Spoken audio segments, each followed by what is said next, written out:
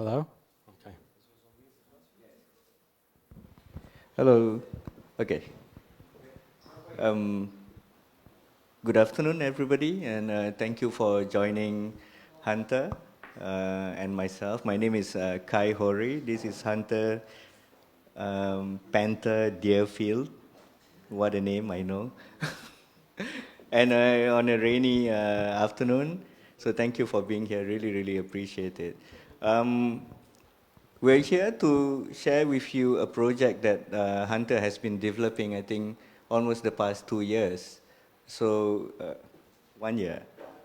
It seems like 2 years to me. The past 1 year, sorry. And maybe I start off with introducing myself and maybe Hunter's profile for context. So I'm a gallery owner in Singapore, but my background is in curating. So I was previously senior curator of Singapore Art Museum, and I looked after Singapore's entire contemporary art collection and also acquisition of artwork for the country. And then I came here and I was deputy director of Palais de Tokyo, just down the road for a couple of years. And then I left, went back to Singapore, and then I joined the gallery, and now the gallery bears my name, part of it. We have a booth on level 2, A207, if you're free later to come and visit, and we are showing Hunter's work there as well. So I am here this year in Asia now as part of a Visual Arts Development Association in Singapore, which is our sister kind of outfit to the gallery. It is a not-for-profit, and we support young artists who are based in Singapore. So not necessarily Singaporean, but based in Singapore. As you know, Hunter is American, and we've been working with him. I've been your mentor on this project for about a year. Yeah, so we have two artists that we brought here to Paris. One is Desiree Tam and the other is Hunter. Hunter's project is quite unique. I met him strangely by way of a Vietnamese artist. And then we started talking, he started sharing with me his project. But before we get into that, maybe Hunter, you better off introducing yourself first. Yeah. Sure, thank you, Kai. My name is Hunter. I'm from the US. I'm from Vermont. And I was homeschooled in Vermont, so sort of an independent education, self-taught. And then I studied in Singapore for 4 years at a new school called Yale NUS, which is a partnership between Yale and the National University of Singapore. And I graduated from Yale NUS last June, and I started working on this project last August. So I've been working on this for a little over a year. And it's my first project post-graduation. Okay, and when I first met Hunter, right, he told me that he had originally wanted to move to Vietnam and then practice as an artist. And then when he went there, of course he met Vietnamese artists that are already existing there, and he changed his mind. So that to me was one of the reasons how you started off on this research project. And maybe you can tell us more what made you get into it, so deeply in this way for the past year. Sure. So as Kai said, I was intending to move to Vietnam to work on my own artistic practice. My focus in school was on conceptual art, working with archives. And my intention was to practice that in Vietnam. And just before I graduated, I visited Saigon, Ho Chi Minh City, and met a number of artists there who were very kind to sort of welcome me in and tell me about the art scene in Vietnam. And the thing that I was really struck by when I met these artists was that they were so welcoming, they were so willing to introduce me to their friends, but also they kept reiterating a number of issues that they encountered in the art scene in Vietnam and more largely in Southeast Asia. And these issues were manifold. They had a lack of spaces to show work. There was a lot of censorship, particularly in Vietnam, but all around Southeast Asia. There was a very big language barrier for artists to be shown. Really, the international artists from Southeast Asia who get picked up for the biennales and who get picked up for the exhibitions around the world are really the artists who speak English the best, and often who studied abroad or were educated abroad or came from elite families. And so really there was such a small number of Southeast Asian artists who were getting shown, and yet there were many artists who were, you know, in Saigon and in Hanoi and everywhere making really interesting work. But they didn't have the sort of the social skills to communicate with curators. They didn't know how to apply for grants. They didn't know how to do any of these things. And the other thing that they sort of, the artists I was meeting were telling me is that there was really limited publications showing art from Southeast Asia. And if there were publications, like Southeast of Now is a relatively new publication, they're quite academic and they're quite specialized. So okay, before you get there, I wanna go back a little bit. And when I met Hunter in Singapore, finally, like I realized that he has met, I don't know how many other curators in the region, and people, museum professionals, and even CEO of museums, and I was fascinated. I was like, this boy is embarking on his first project, and he has gone right out by himself, calling people he's never met, and, you know, like arranging for meetings. How did that happen? What made you take that first step? Because this is your first project. How did you know what to do, or what was the intuitive thing that led you to this? Yeah, so actually, when I was thinking of moving to Vietnam to be an artist, I was telling some of my teachers at the school I was studying at, Yale at US, and one of my teachers was actually close with the curator for the Singapore Art Museum, Andrea Pham, who looked over the Vietnam portfolio. So she introduced me to a number of artists in Vietnam, and when I met those artists, those were the artists that said they were willing to introduce me to curators, to other artists, and I sort of just, everyone I met, I said, who else can you introduce me to? And what were the responses from the curators you met? Because these are, what I know is he met quite a number of institutional curators.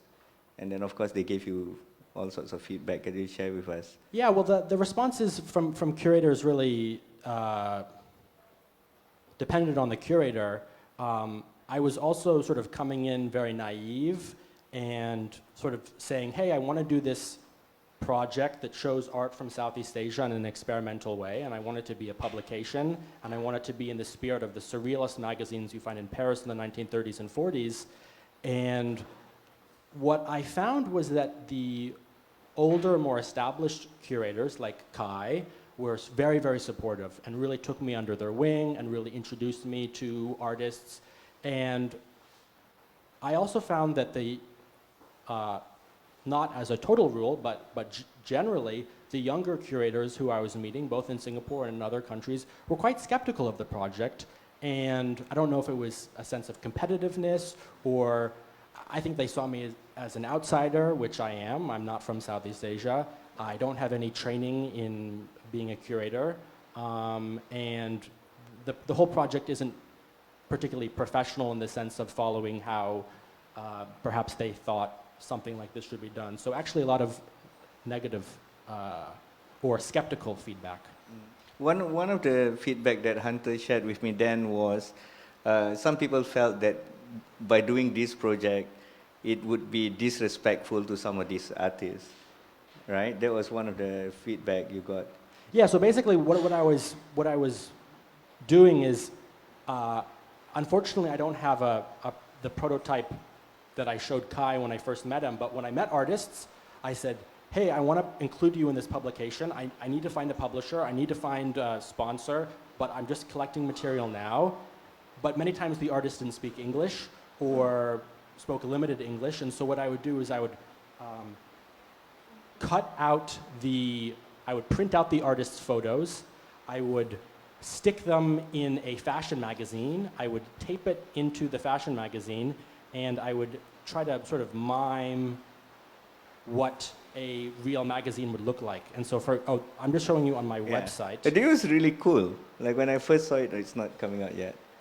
So it's Vogue magazine, and then he took photos of the artists and the artworks, and then he collaged them onto actual Vogue magazine, And I thought, yeah, I think this is how the publication should look like, actually. It should not be like that. It should be like the original form.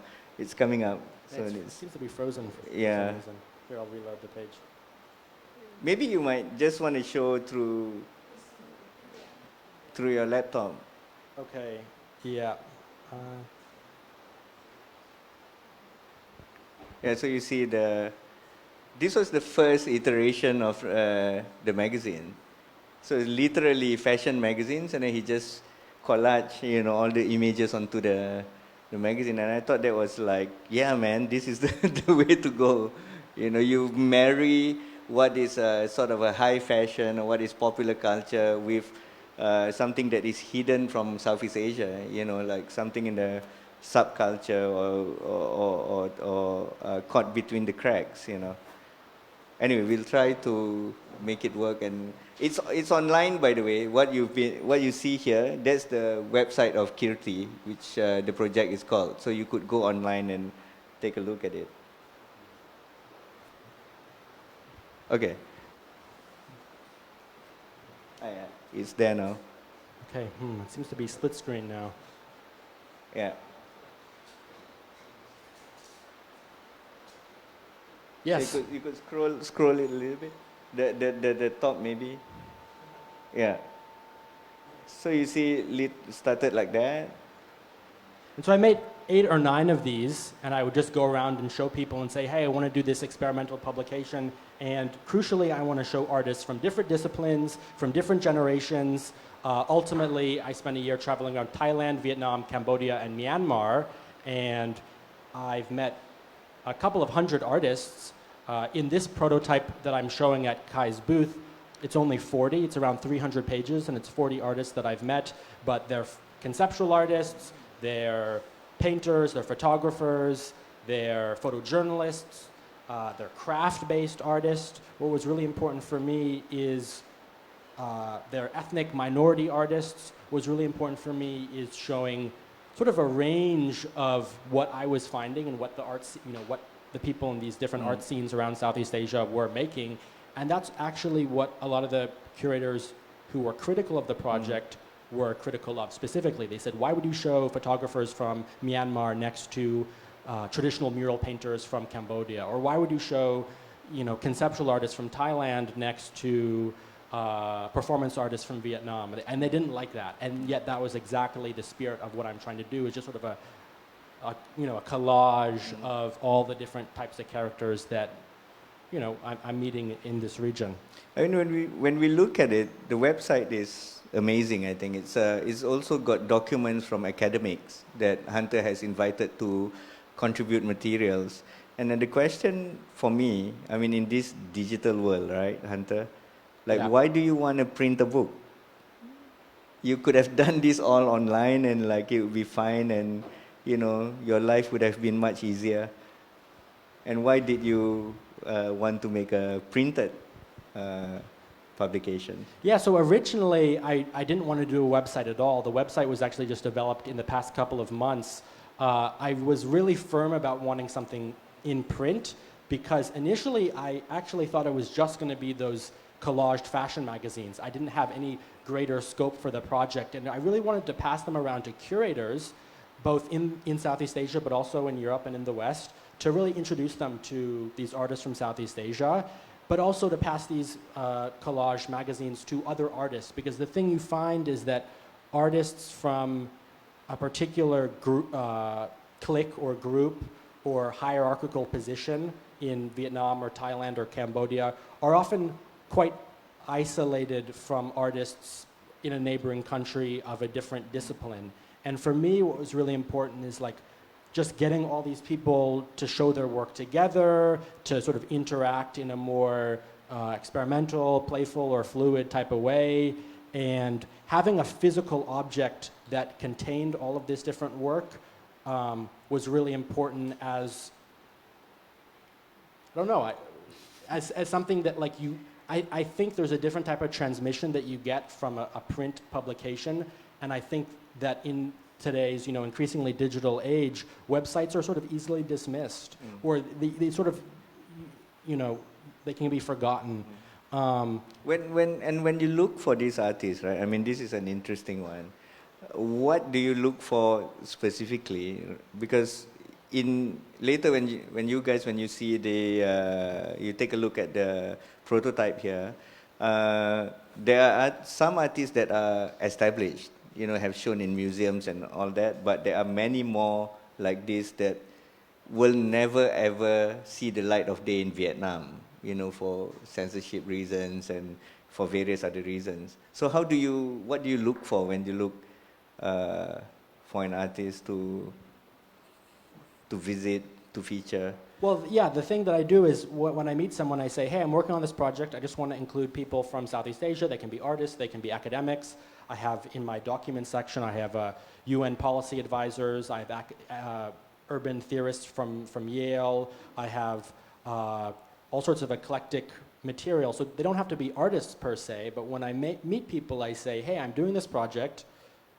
Can you introduce me to anyone? And people are super welcoming and super warm and super willing to introduce me to their friends.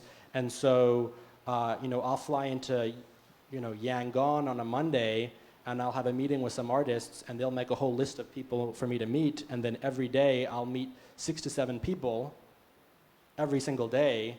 And by the end of a week, I'll have met, a good number of people, because the art scenes are often quite small and people sort of know each other. And when I'm meeting those people, I have no criteria. I just want to meet everyone. And when I meet the people, I tell them about the project, and it's really about, are they interested in showing? And if they're interested in showing, what are they interested in showing? Because it doesn't have to be work. It doesn't have to be art. It could be process. It could be the conditions of their studio. It could be sketches. For example, one artist who I met, Udamsak, a fairly famous painter from, he lives in Chiang Mai, but he got very famous in New York. He said he didn't want to show his artwork because you can just find it on the web. And I said, okay, well, I know you love playing golf, so why don't we just go to the golf range and I'll take photos of you playing golf. And so these are just photos of him playing golf. It has nothing to do with his art per se, but it does show, a bit of liveliness. And that's really what the project is about, is sort of expressing some of the energy. And may I say, in Southeast Asia, I think I only know him and Rekrit Tiravanija who play golf in the arts community. Like, I don't know any other artists who play golf in Southeast Asia. It's something else, because in Southeast Asia, playing golf means you are of a certain stature. You need money. It's not something that is open for public. Okay, and did you find what you're looking for when you met these artists? What was the thing that probably anything specific or anything special that moved you when you start meeting all these artists who are like? Yeah, for sure. So originally I was thinking to just sort of show contemporary artists or artists that were, in the contemporary art scene, but I started getting introduced to photojournalists, and I realized that it's really important to show, photojournalists are some of the most important image makers in the region. The work they're doing is really sensitive and championing freedom. And so really, my work got interesting when I started meeting people outside of the contemporary art scene and saying, hey, this work is really important, this should be included as well. For example, this is a photojournalist from Bangkok. These are not quote-unquote art images. These are private photos that he took at protests in Bangkok over the past number of years about the monarchy, democracy situation, and showing images like this, but also showing, here I'll show you, also showing work by artists who are sort of doing ethnic art, who are very, outside of the art world. This is a very special artist that I met in Hanoi, and he's sort of a mystic, and I have interviews with him on the website, and I have videos of his studio, but he is sort of actually living a couple hours outside of Hanoi, and he showed me his studio, and he, doesn't really know anyone in the contemporary art scene, and This is the knows artist him. that sort of paints like a vision that he receives, right? Yeah, Like so these he's are almost like a shaman or something like that.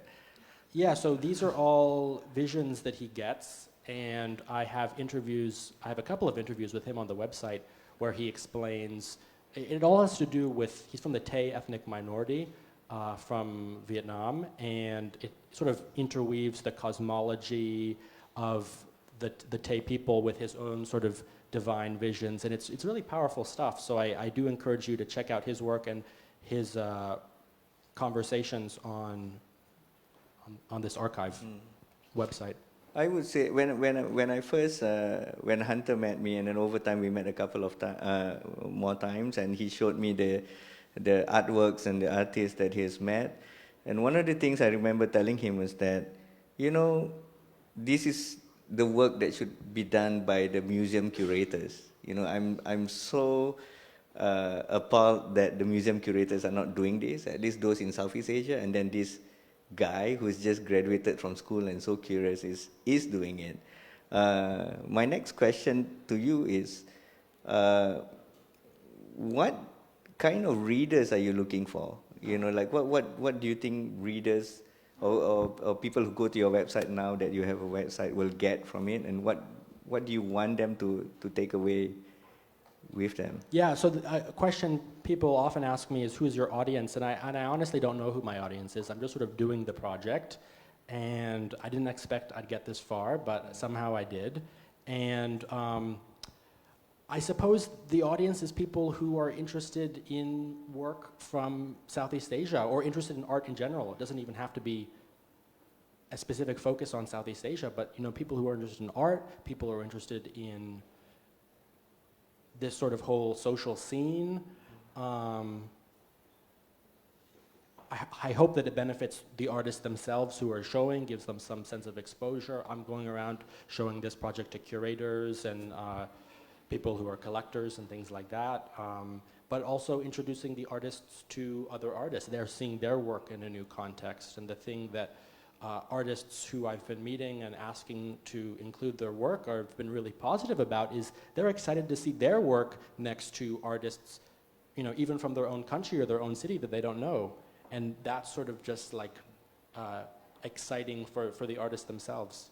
Yeah, for me, this is like a collection of, in a way, living cultures, It's not modern art or contemporary art or avant-garde or museum or market type of art. Like, it doesn't matter anymore. I mean, Southeast Asia is so vast that even if you are from Southeast Asia, like I'm from Southeast Asia, I haven't been to some of the places that he has been. I've been to Vietnam, Cambodia, pretty much all of the Southeast Asian countries, including Borneo and all that. But there's always people that you've never met, like cultures and practices you never know. And for this to come together, it has got this little bit of air of exoticism around it as well. I mean, you are kind of exotic as well. Like, you're from Vermont, and then you end up, in Singapore. And if I'm not wrong, what you told me was that Singapore was the first country you ever visited, like outside of the US, in fact. Actually, I had visited France. I'm part French. I had visited France when I was much younger. But yes, because I was homeschooled, I sort of spent my whole life in Vermont, and I didn't know where Singapore was until I got accepted into the school in Singapore and flew over. So yeah, really my international traveling began with Southeast Asia.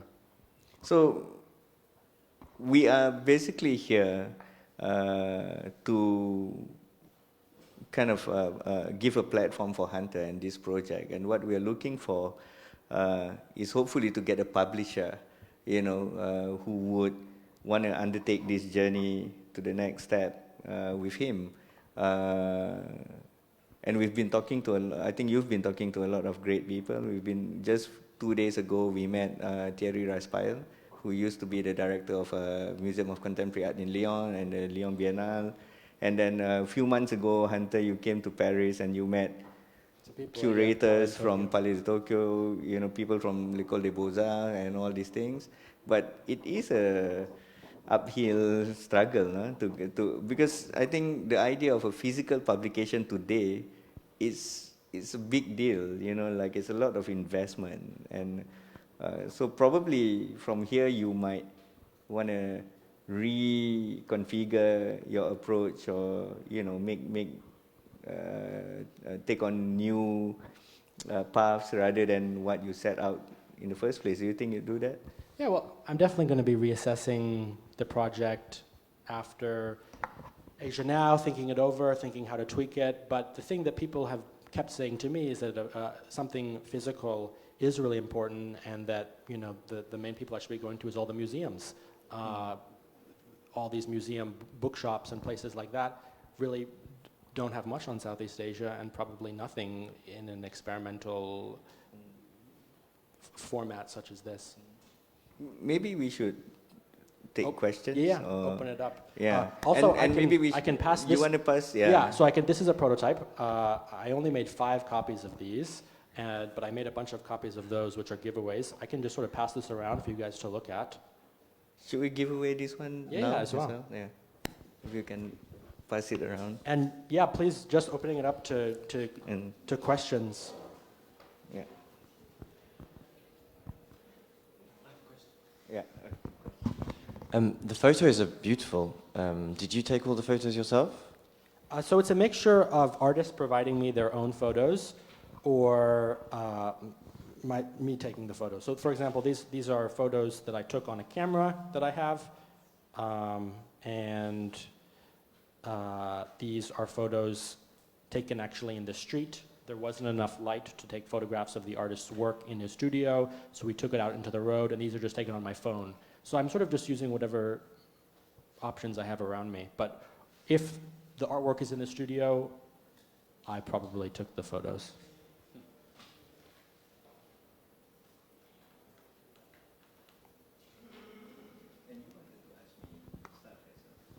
Oh yeah. He had wanted to ask me questions as well. He said, I'm going to ask you questions.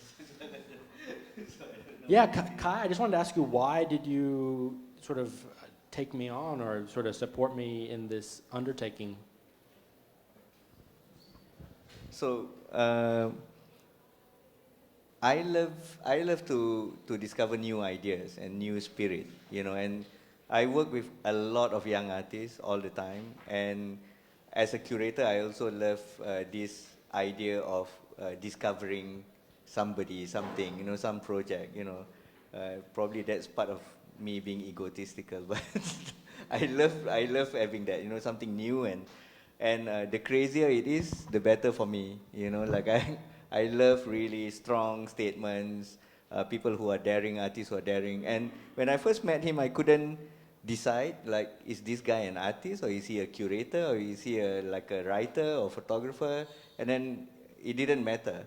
What mattered for me was that there's this somebody who is doing this fantastic research and project and is willing to go all the way, and then all I did was, kind of guide you with practical things, and then introduce you to people. And then I saw that whenever I introduced him to someone, he would immediately go get that person. Like whether it was in Singapore, in Paris, or in Vietnam or Cambodia or wherever, like he would go and get them. And sometimes I would give him leads like, okay, I don't have this guy's number, but I speak to him on Instagram, this is his Instagram handle, and then he would of course I would message the person, right, and say, okay, look out for this kid, he's going to text you, and then and he would do it, and I think that kind of determination there's not a lot of young artists I've met these days that are like that, and this is why I support you, I feel the energy and I believe in it. And just to share with you, VADA, the not-for-profit that is supporting Hunter to present his work here in Paris, we support young artists who are Singaporeans and Singapore-based. So you could be a foreigner but living in Singapore. So he no longer lives in Singapore. He is not Singaporean. I had to fight like hell with the executive committee to say, yes, I want to present this guy, and then they're like, but he's not Singaporean, he's not Singapore-based. Like, why are we doing this, But I really believe in it, you know, in the project, and I would like more people to be exposed to it, to see it, and I mean, for him to be able to share with more people, and why not? You know, it's kind of part of humanity, I guess. Yeah, didn't the board ask you if you could find a Singapore version of me? So that was one. It's so typical Singaporean, huh? It's like, yeah, we love this guy, but can you find a local, like a Singaporean version of him? You know, like, and then even to make them understand that sometimes there's only one person like that. You know, it's like, what can you do? You know. So yeah, they did ask things like that. I mean, even I go through it myself, where I come from. So they would tell, like I work a lot with government bodies, and then they would tell me things like, you know, we cannot be seen to be working with you all the time, so we need to work with someone else. And I say, yeah, fine, go and find that someone else who's a duplicate of me, you know, like, but this happens. Yeah, we don't really care, we just move on, you know. Any more questions? No? Well, we're looking, like I said, we're still at the moment looking for publishers, and I think Hunter would appreciate it so much if you could introduce him to anybody, anywhere in the world, practically. You know, like after Paris, you are going to Venice, right? You're going to Venice, after that, you're going to London, after that, you're probably going to Berlin, and I don't know where else in Europe, so he's doing his Europe thing. So anyone pretty much around the region that he could hook up with, I'm sure he would be there. You want to say more stuff? And when you speak to publishers, what do they say? Just first, this is just a studio visit of an artist in Chiang Mai doing a very big work. What do they say? Well, different publishers say different things, but I think one of the difficulties and one of the reasons that Kai's suggestion was actually to find a publisher in Europe or in the States, not in Southeast Asia, is that it's really important that the work that's shown is uncensored.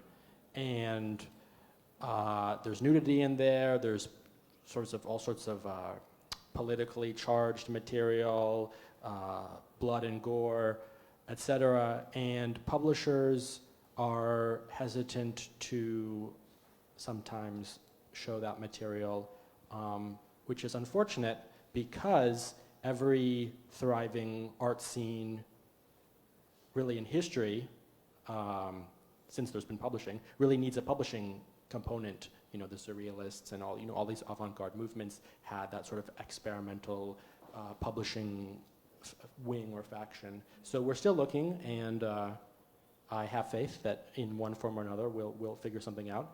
But yeah, does that answer your question at all? So you're going to say something else? You want to add on? Oh yeah, just this website. We're still building it. It's in a beta phase, but it has sort of studio visits, just taken on my phone, of, you know, places I've been. It has academic articles. It has interviews. It has artists explaining their work. It also has.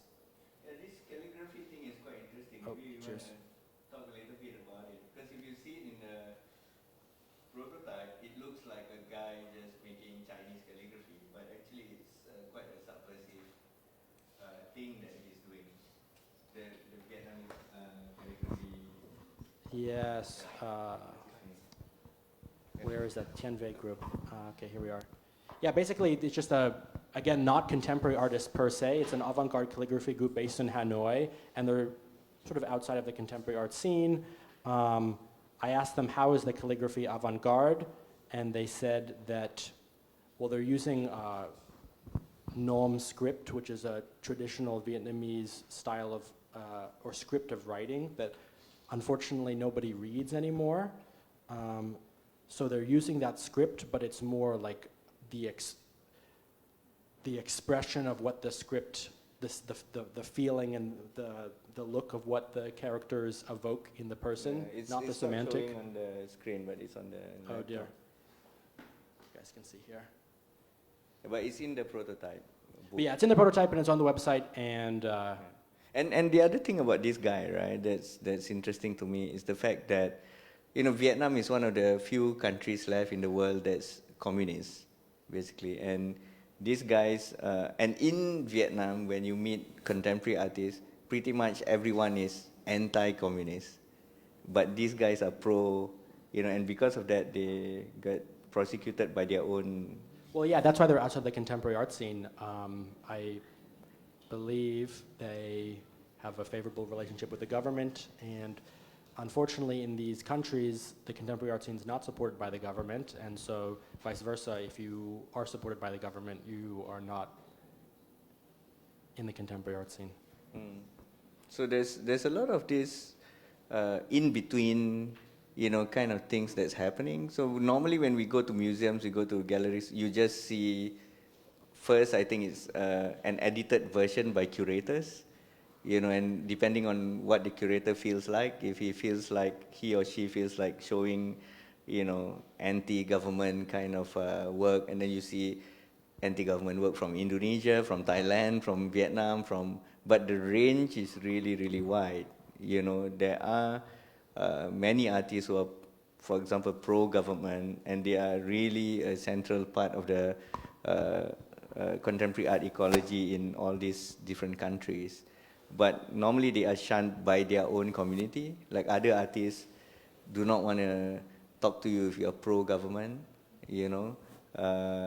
So it's interesting that Hunter is bringing all of them together in this platform. And this is also just the beginning of his journey. So right now it's Cambodia, Thailand, Vietnam, Myanmar. And I think in the future you are thinking of the other side of Southeast Asia, right? Yeah, definitely exploring maritime Southeast Asia, but actually, I don't really have a strict focus on Southeast Asia. I have nothing at stake in this sort of abstract political formation of Southeast Asia, and I want to, as the project develops, start showing artists from South Asia. You know, Bangladesh is right across from Myanmar. Start showing artists from there, and really, the way I work is again through personal introductions. So if people are introducing me to artists in Bhutan or in Nepal, if there's like enough people for me to go and visit, I'd love to include them. And in fact, even this whole idea of Southeast Asia, it's a rather new, modern political construction. You know, previously we don't call ourselves Southeast Asians. You know, we are just the archipelago, where you know, and it goes all the way up to parts of China even, you know, and also India. You know, we are total mix of people and languages and religions and cultures, and you can find hybrids of these cultures everywhere you go, whether in Indonesia, Malaysia, and there were many kingdoms that have come and gone, you know, in this location. So Southeast Asia is really a convenient kind of contemporary way to describe that region. But the reality is there's a lot of bleeding in and out. Like and yeah, exactly that. What I'm trying to show is a bit more messiness, because the thing that I found is that, you know, when things are presented a little bit too cleanly or a little bit too cutely, it loses some of that energy, or there's something that's lost. And for me, the project is about being sort of perhaps a bit overzealous, or you know, over-inclusive, but in the spirit of showing, you know, this is what's actually out there, and you know, it's not in the white cube of the gallery, it's sort of in the street, or it's in the home, or in the studio, but you know, people are alive, and they're over there, and they're making work, and it's not one or two people, it's a whole bunch of people. Any other questions? Okay, just to close maybe, what I love about this also is the fact that this project is not fashionable. You know, if you look at what art making is about today in the contemporary world, or even the infiltration of urban art into contemporary art spaces or into museums, this is totally out of fashion. This is like the job of anthropological curator, you know, like a museum of anthropology or something like that. It's quite old school, looking at everything like in a almost encyclopedic way, and then just letting the viewer decide. This is what I found, and then you see it, and I love that spirit about it. And I hope that the project continues, you know, like whether it eventually gets published, I think it would, you know, or in this amazing, on this website platform where you see everything from photos to videos to interviews to academic. Audio, Yeah, like and SoundCloud audio. interviews. Yeah, and, but you know, at a certain point an artist has got to eat, right? So he's got to find a way to fund this project moving forward. So I'm sure it will happen. Yeah. Last words? Well, just thank you to you, Kai, for really believing in me and supporting me throughout all of this. No, it's all you. I did nothing. Right? Okay, so we close our session today, and thank you everybody once again for being here in a rainy afternoon. If you want to speak more to Hunter, he's here, or you can go up to A207. We are there all the time, the rest of today. And yeah, thank you. Yeah, thank you.